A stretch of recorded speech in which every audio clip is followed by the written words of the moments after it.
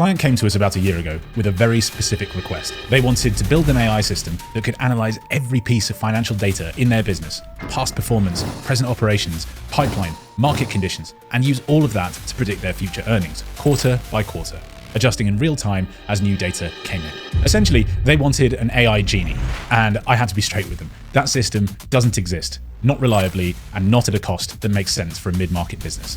Trying to build it before you've automated anything else is a bit like skipping foundations and starting with the roof. What they actually needed, and what we built instead, was something that looked completely unremarkable on paper. 7 teams, each one producing a weekly status update, each one doing it with their own format in their own spreadsheet, emailed it to a central contact who would then spend 2 hours every Friday stitching them together into a single management report. We automated that. We connected their project management tool to their spreadsheets, pulled all the data into a single structure, formatted it automatically, and had it sitting in the right inbox every Friday morning before anyone had opened their laptop. 7 teams, 2 hours each, every week. That's 14 hours of collective effort, just gone. That's what real automation looks like when it's done right. Not the flashy stuff, the structural stuff. In this video, I'm going to show you exactly how to find that automation in your own business. A simple framework for identifying which workflows are worth automating, which aren't, and how to build a business case your finance director will actually approve. So, why do most automation projects fail? Before we talk about how to pick the right workflows, I want to briefly talk about what's happening when businesses get this wrong. The Rand Corporation published a report in 2024 analysing the root causes of AI project failures. They found that over 80% of AI projects fail. Now that's more than twice the failure rate of standard IT projects, and the number one reason wasn't the technology, it wasn't the budget, it was this. Stakeholders miscommunicated the problem they were actually trying to solve.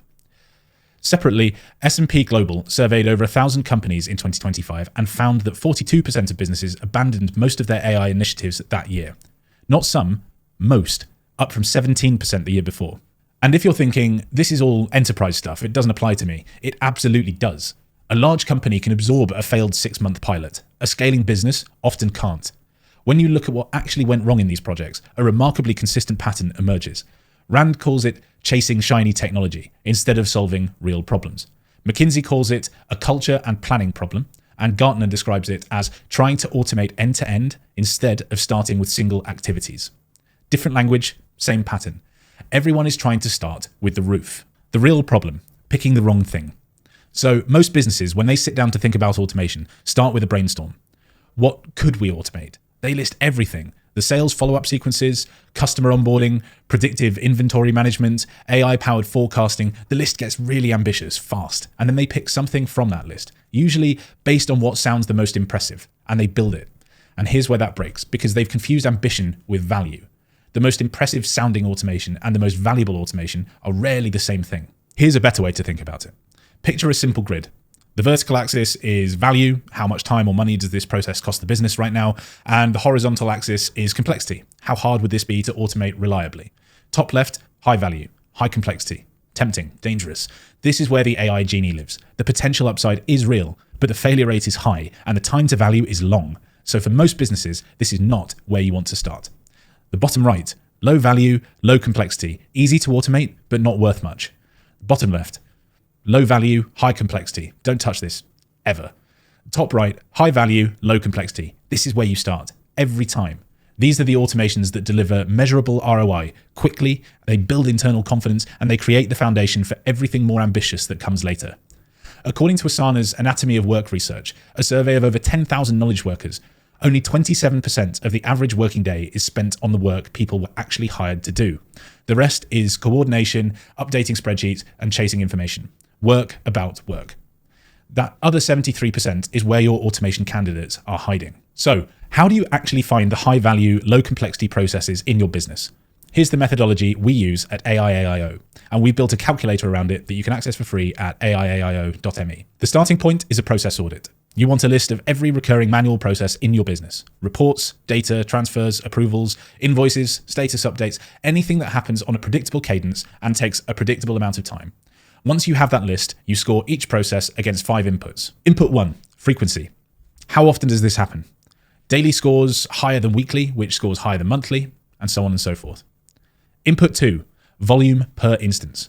How many times per period does one person do this? Input 3, headcount. How many people do this process? Input 4, time per instance. How long does a single instance take? Input 5, average salary. What does the person doing this earn roughly? If you feed those 5 numbers into the calculator, it will give you an annualized time cost and an annualized monetary cost. Those are your comparables across the whole list. But here's the critical addition.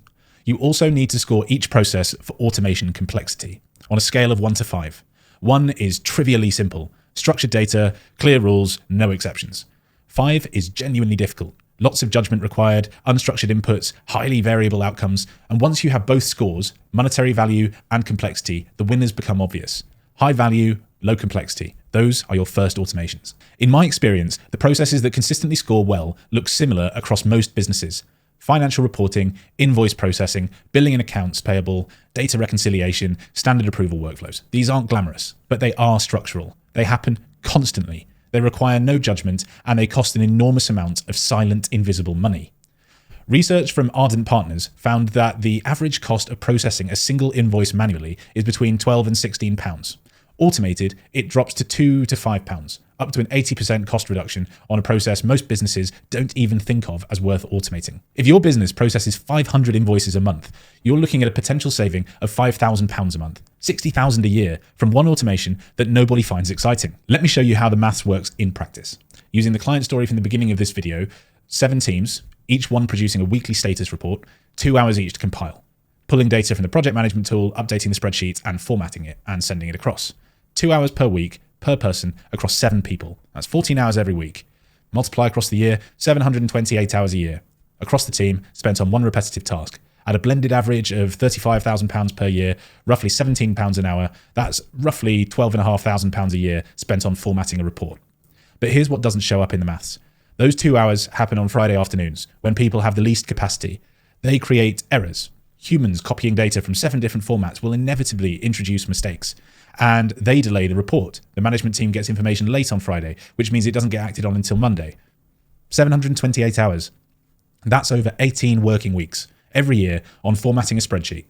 The automation we built took 3 weeks to develop and test, and it runs automatically. The report lands every Friday morning, accurate and formatted, ready to act on.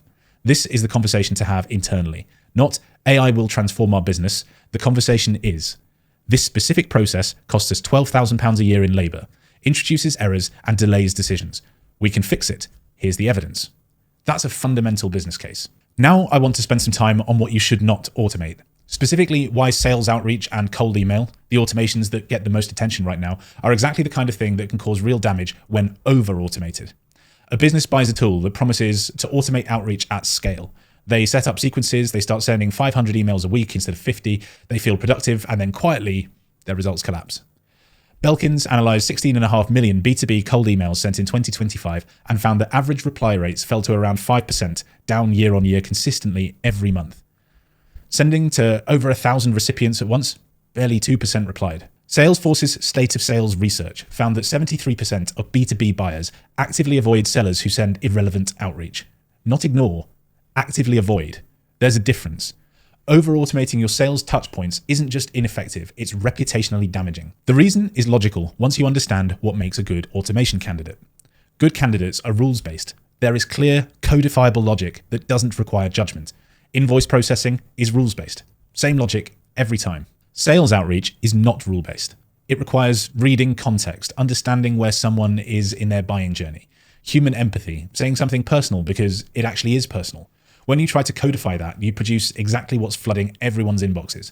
Generic, obviously templated messages that people have learned to ignore. The test to apply to every process you're considering automating is, does it require judgment? Does it require someone to read context, make a judgment call, or show empathy? If yes, keep humans in the loop. Some customer communications can and should be automated. Confirmation emails, status updates, appointment reminders. Those are rule-based. But anything that touches relationship, persuasion, or complexity needs a human behind it. So going back to our client story. After we built the weekly reporting automation, something interesting happened. The leadership team started getting their report early Friday morning instead of late Friday afternoon. Clean data, consistent format, no chasing or errors. The first few weeks, they didn't even know what to do with it. They'd spent so long being used to the report arriving late and imperfect that they didn't have a process for when it arrived on time and correct. That's how entrenched the old way had become. But then they started actually using it as their basis for their Friday management call. So not scrambling to compile it, actually analyzing it, spotting patterns and making decisions they previously couldn't make because the data was always too late. That's what a good first automation actually delivers. Not just time, not just cost savings, it changes the quality of decisions. It removes a friction so normalized, nobody had noticed it was even there. And it created buy-in. The teams who'd been doing the manual reporting initially weren't sure about automation, but when they saw it work, and when they got those 2 hours on Friday back, the conversation changed. Suddenly every team had a list of things they wanted to automate. That's the flywheel. One well-chosen first automation builds the confidence, the trust, and the organizational appetite for everything that comes after, including, eventually, the more ambitious stuff. So before we close, I want to give you something practical, a quick scorecard you can run on any process to determine whether it is a good automation candidate. 5 questions, answer yes or no to each one. 1. Is this process rule-based? Can you write down exactly what happens in every instance with no judgment calls required? 2. Is it repetitive? Does this happen at regular, predictable intervals? 3. Is it high volume or high frequency? Are multiple people doing this, or is it happening many times per week? 4. Does it involve structured data? Are the inputs consistent and machine readable? And 5. Is it currently causing pain? Errors, delays, someone staying late to compile a report? 5 yeses, build this first. 4, that's a strong candidate, something you should consider. 3 or fewer, probably not your first automation, and separately rate it on complexity, 1 to 5. 1 is we could probably set this up in a week, and 5 is this would take months and deep technical expertise. Aim for your 5 yes process with a complexity score of 1 or 2. That combination, maximum criteria score, minimum complexity. That's your quick win. If you want to run this properly in your own business, we've built a free ROI calculator at AIAIO.me that walks you through all 5 inputs and gives you annualized time and money values for each process you enter. The link's in the description, no form to fill in, just the calculator. The next video in this series is going to look at what happens once you've chosen your first automation, specifically how to actually specify what you want built, because in my experience, that's where most projects still go wrong, even after they've picked the right thing.